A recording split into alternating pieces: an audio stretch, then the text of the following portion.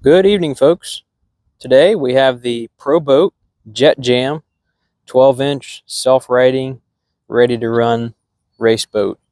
Now, this is kind of designed, I believe, for like a swimming pool, but today we brought it out here to the pond. So we're going to try it out. It is a little breezy out, but we'll see how it does. I wanted to show you how it comes in the box. It seems to be packed pretty well. I don't have my cameraman lady today, so we'll see how this works, one-handed operation. And it comes with the manual, and then of course there's decals in there. It already does have a set of decals on it. This was from my collection, so it probably won't come with decals. You got your controller in here, or your transmitter. Seems to be pretty good quality. Kind of what would come with a little crawler or vehicle. So, very nice, very simple. In here you have like a little basket to push things around. I guess you could play maybe like soccer or something in the water.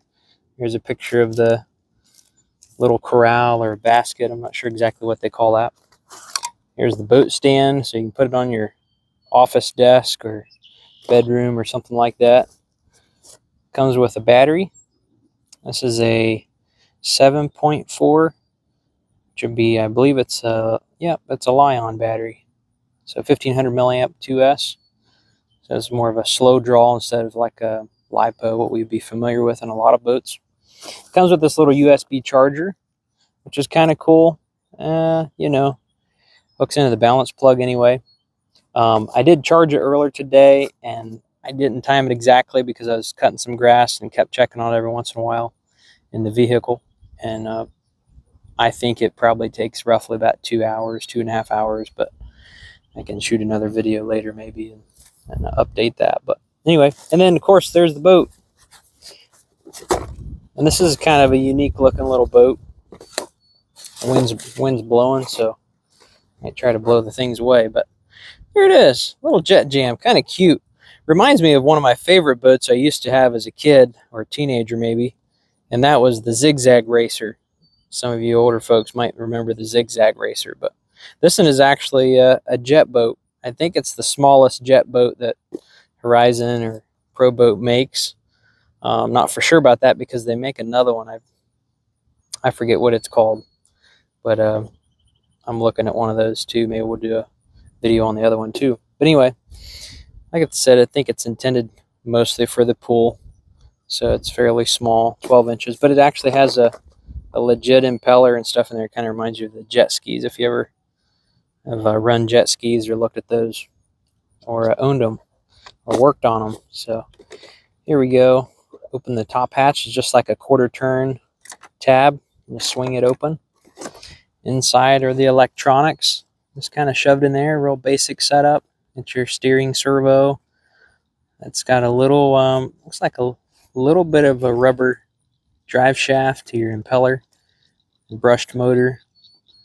Every time I see a brushed motor in a boat, I'm always wondering if it could be upgraded to a brushless. But anyway, let's stick this in here. Fairly easy to go in. You know, if I can put it in one-handed, it's pretty easy. Little rubber seal around the edge. Let's see if we can get this plug in there correctly. I think that's got to be turned around. So there it is. Just clips in there. And as with anything that's a jet propulsion system, the downside is you're not going to have any steering when you let off the throttle. So this just adjusts the nozzle. It doesn't actually have a rudder that trails in the water or a fin. So you have to keep that in mind. Not that this is a high-speed boat, but any jet propulsion system is going to not steer when you don't have the throttle on. So okay, I think we forgot to turn it on. We did. Usually always turn your transmitter on first. Make sure your transmitter is communicating before the boat turns on and looks for a signal. It's not a big issue nowadays, but all of the older equipment used to, if you would turn the vehicle or the boat on first before the radio, it would tend to take off by itself, same way if you turn it off. But this one, maybe this is the opposite. Let's see. I have a blue light on here. Yeah, let me turn it off. And then back on. Aha, so this is the other way around. So you want to turn the boat on first. Let's just double check that, because that's kind of goes against the grain of airplane stuff. All right, so we're going to turn the controller on first. It is on. And we're going to turn the boat on second. I'm watching this little red light. I don't know if you can see it. There, you can kind of see it. So yeah, I guess the controller has to be turned on second. So it's kind of a bad practice, I think, but that's the way this is set up. Anyway, there it is. Just a simple adjustable of the nozzle, adjusting of the nozzle. Steering, I don't think there's... No, you can adjust it, actually. You could move it up to the next, or to the top slot, or the hole there on the servo arm, get some more maneuverability. It would turn a little sharper, but for now, we're just going to run it a little bit. Wanted to show you how it operated. And so, all right, let's see how we're going to do this. Switch hands and try to be the cameraman and the operator at the same time. All right. Now, again, this is intended for a pull, so you can't expect too much out of it. There we go. I'm just driving one-handed. It's a little bit breezy day. It's just floating at this point. Uh-oh.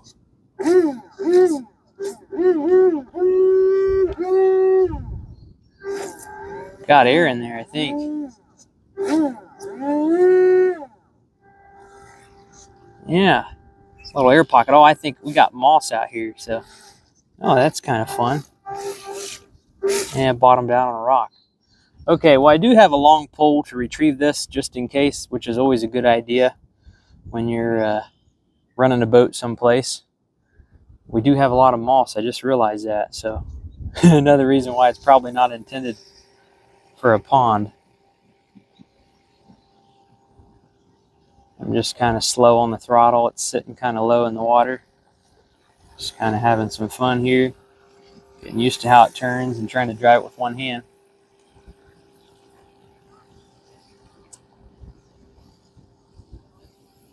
I'll open it up a little bit. That's still not full throttle. I'd say it's probably half throttle.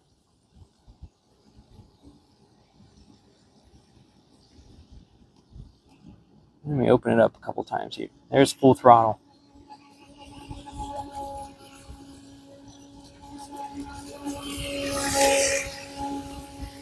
Definitely cool.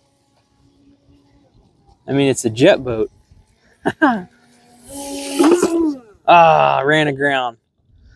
Don't try this at home. Put it back in the water. Now, see, that time it didn't take too long to get it primed out. I don't really want to stop too much.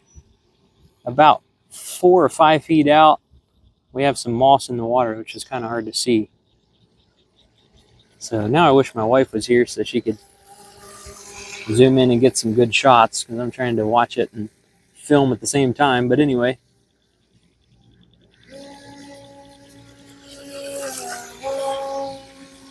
We'll make some waves. Definitely something the kids would have fun with. There's as tight as it'll turn, and that's full throttle. I'll slow down a little bit, see if it turns any sharper. I think it turns sharper when you slow down. Oh yeah, look at that. That's a really good turning radius. Turn the other way. Oh yeah. There's full throttle. Looks like it has pretty good range. Well, it's intended for a pool. Oh, there it goes. It went out of range. Let me see if I can show you how far away that is. It's not really that far. It's pointed towards us so you can't see it. I mean, there it is. You can see it stirring in the water.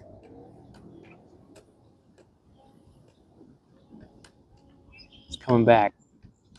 Oh, it keeps losing signal every once in a while. There we go. Someone's fishing over there.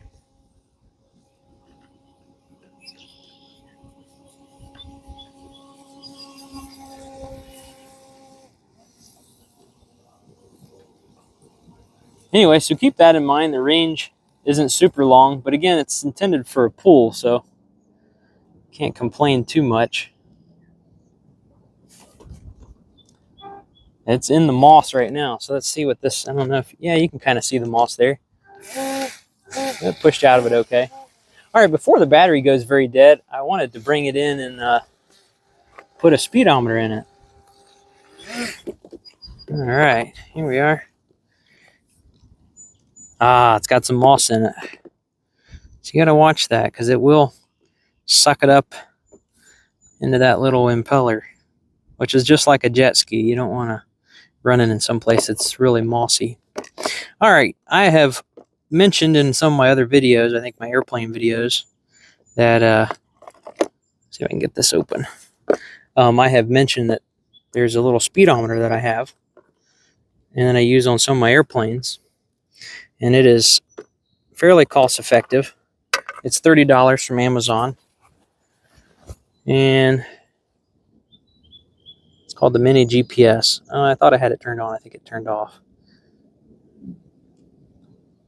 This takes a minute to find its location, but it's a GPS speedometer. It's intended for a bicycle. It has a mount. I think it comes with a mount, and it's not super small, but it is smaller, I think, than the ones that they are kind of designed or intended to be used for the RC stuff. But anyway, this is a lot cheaper. It's not, oh yeah, it's working.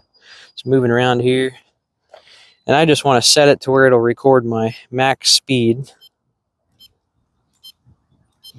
But yeah, I think it's like 30 bucks on Amazon. If you just look it up, you'll be able to find it. Let's push this one. There's average speed. Ah, I'm going to have to clear it out. 34 miles an hour. Oops. There we go. Now it's cleared out to 0. So let's just put it in here. I think there's room.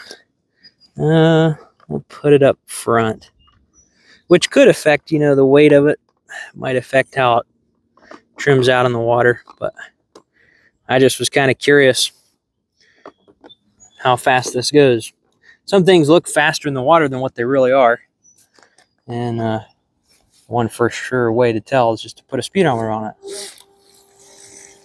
So this will record. Oh yeah, it's going under the water. You can see it's pushing a little water in the nose. So it's just heavy enough that it's affecting it. So let's put it in the back, which again, this could affect the weight of it. It's not, it's like pulling a suction. The weight of the GPS speedometer could affect the way it trails in the water and so forth. Can't seem to get it off. It's pulling a suction of some sort. I'm not sure why it's doing that. And my hands are wet too. Well, I'll keep that in mind, I guess. If you get one of these, you'll may have a hard time getting it off. I might have to pause the video and come back. Oh, there we go. So that was 2 miles an hour. Well, let's put it in the back. Well, I just have butterfingers today. All right, now hopefully it'll stay there and not wedge against the steering servo. That might make for a fun evening. All right, here we go. Let's try this again.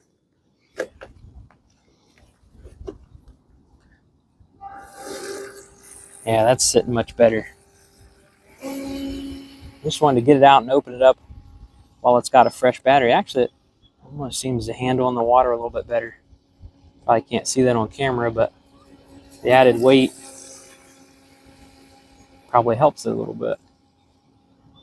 The water is not super smooth tonight, as I mentioned. It is pretty breezy. I think the wind is dying off. Oops.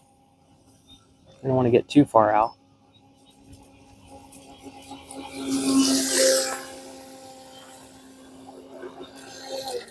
All right, I don't want to make the video too long. So let's try it out. Oh, here we are again.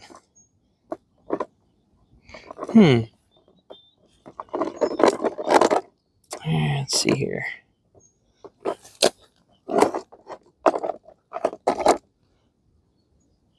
I can't get it.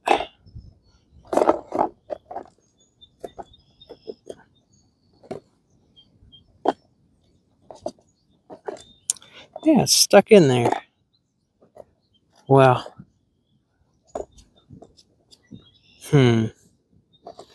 I'll pause the video, and I guess I have to pause the video and come back. It acts like it's all right, well, I guess, oh, here we go. Maybe. Well, I'm sure you probably won't have to open this up very often, which is probably a good thing, but maybe that's a design flaw.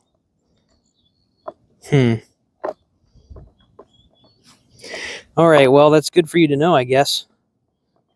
Let's see. Yeah, I'll pause the video and I'll be back.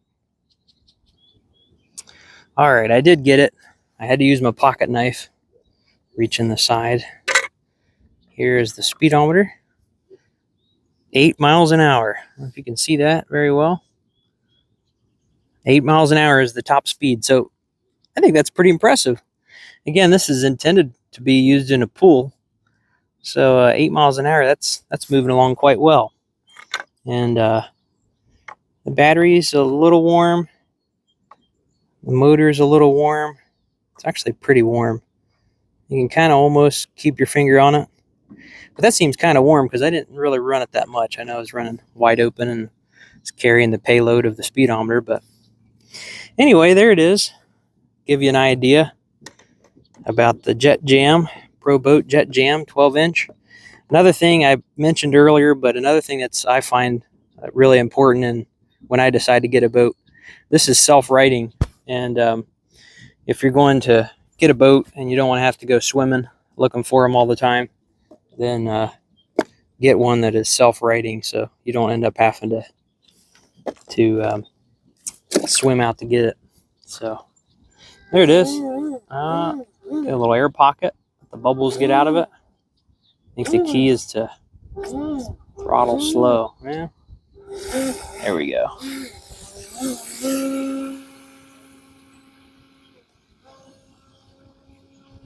All right, well, thanks for watching. See you in the next video.